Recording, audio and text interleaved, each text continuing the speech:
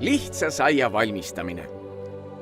Kõigepealt doseerime, kaalume taineanumasse tooraine, milleks on vesi, pärm, sool ja nisujahu. Asetame taineanuma segamismasina alla ja segame tainast kuni ühtlase pallini.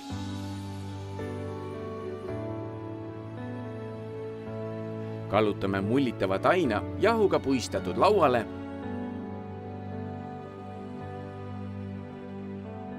Kaalume ja vormime õrnalt piklikud pätsid.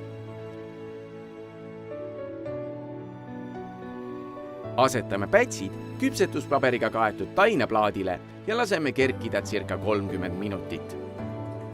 Küpsetame eelnevalt soojendatud ahjus 210 kraadi juures 18–20 minutit. Võtame ahjust välja jahtuma enne tarvitamist.